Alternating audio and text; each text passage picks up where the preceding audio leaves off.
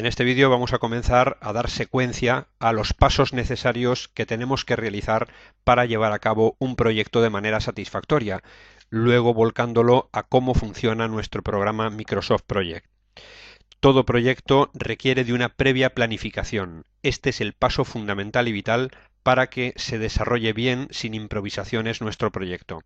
Los pasos iniciales a seguir para una buena gestión y planificación bien podrían ser estos. Lo primero que tendremos que hacer será definir la lista de tareas que componen nuestro proyecto, es decir, qué actividades se van a desarrollar en el tiempo desde una fecha de comienzo hasta una fecha de finalización para llevar a cabo el proyecto y así obtener el resultado final. Los hitos ya sabemos que son esos puntos de control a lo largo de la vida del proyecto que aparecen o podemos marcar en determinados momentos de su vida. Después de definir esa lista de tareas, lo que tenemos que hacer es estimar qué duración van a tener esas tareas, cuánto van a durar en el tiempo, cuál sería su fecha de comienzo, su fecha de finalización, pero inicialmente su duración. A partir de ahí, algunas tareas se pueden engarzar en el tiempo, se pueden relacionar, se pueden vincular, es decir, que la tarea 2 perfectamente podría a lo mejor comenzar cuando finalice la tarea 1, o no, 2 días antes de que finalice la tarea 1, o quizás una tarea 3 podamos empezarla cuando queramos dentro de el periodo de tiempo en el que se extiende nuestro proyecto sin necesariamente estar vinculada con ninguna otra. Una vez establecidas las relaciones, podremos esquematizar nuestro proyecto, es decir, desgranar las tareas en subpartes, esquematizar el proyecto en fases y cada fase componerla por una serie de tareas. La evaluación de los recursos del proyecto es otro paso importante, es decir, para realizar esas tareas, qué elementos necesitamos, qué materias primas, qué personas, qué equipamiento necesitaremos para llevar a cabo esas tareas. El sexto paso bien podría ser asignar los recursos que hemos censado en una tabla de nuestro programa Microsoft Project a cada una de las tareas. Pensemos que una tarea puede estar desarrollada por varios recursos o quizás una tarea esté simplemente asociada a un solo recurso. Optimizar la estructura es una actividad fundamental. De esta manera podremos mejorar nuestro proyecto, hacer más certeros los plazos, los tiempos, las duraciones, es decir, exprimir de alguna manera todo lo que hemos plasmado en nuestro proyecto como para que tenga un desarrollo mejorado. En cuanto a la duración de las tareas y su definición inicial, podemos decir lo siguiente. Lo primero que vamos a establecer en un proyecto, ya lo hemos comentado en otros vídeos de este curso, es establecer una fecha de comienzo. A partir de ahí, las tareas se irán engarzando en el tiempo, se irán secuenciando en el tiempo y de ahí obtendremos una fecha de finalización del proyecto. También, para un mejor control, podremos establecer hitos o puntos de control a lo largo de las tareas de nuestro proyecto para hacer un seguimiento más certero. En cuanto a la duración de las tareas, vamos a comentar que la estimación de la duración de las tareas es muy importante. La estimación de la duración de las tareas la podemos llevar a cabo teniendo en cuenta alguno de los siguientes métodos. El estimar las duraciones por historia es algo que consiste en establecer una consultoría para documentarse sobre similares proyectos que hayamos realizado en nuestra empresa con anterioridad. Es decir, si tenemos una historia de proyectos similares que hayamos realizado, podremos estimar las duraciones de una manera más eficiente a si no tenemos ninguna historia, si no tenemos ninguna experiencia en trabajos o en proyectos similares.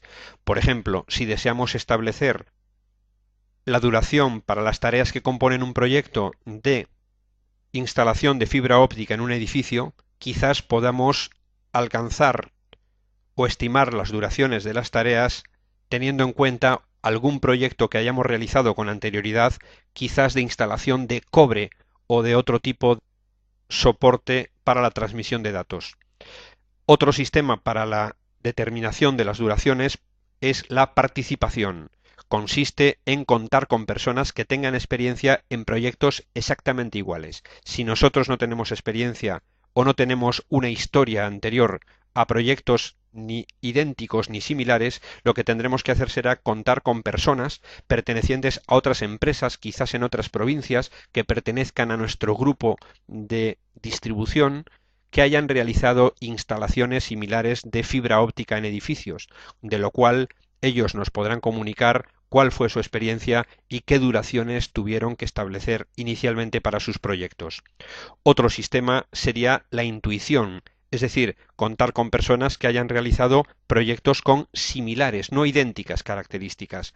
Por lo tanto, podríamos contar con empresas que han realizado o con personas, instaladores, autónomos que han realizado ese tipo de instalación o algo similar con anterioridad.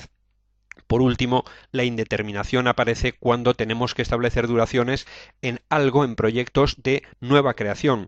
No hay proyectos anteriormente desarrollados, no tenemos precedentes y entonces nos basaremos en estimaciones iniciales que se irán consolidando a medida que nuestro proyecto se desarrolle. No hay un algo, no hay una pauta establecida de antemano para fijar las duraciones.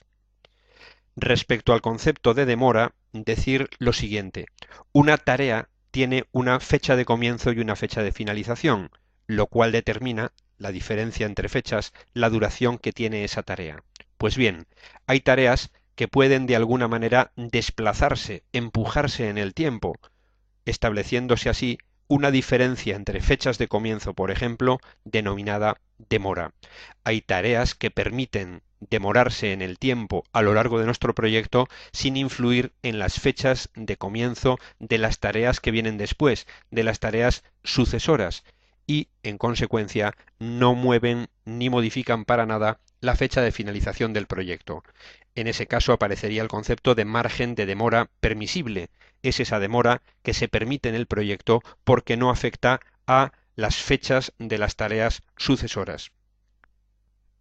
En los proyectos también hay tareas que no permiten demoras y entonces son tareas que pertenecen a la ruta crítica.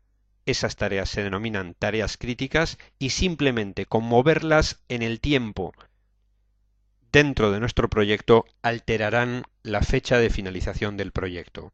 Veremos también en sucesivos vídeos y en sucesivos conceptos de curso que el engarce entre tareas puede permitir, en algunos casos, lo que se ha dado en llamar las posposiciones, es decir, que una tarea que comienza cuando termina la anterior puede, a su vez, empezar con un delay, con un retardo, con un retraso respecto a la fecha de finalización de la tarea predecesora o con un adelanto.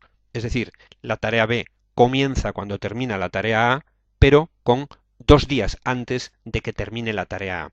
Esa posposición de -2D, de -2 días, es algo que podremos reflejar en nuestro proyecto dentro de Microsoft Project. Vemos en este caso que la fecha de finalización queda modificada.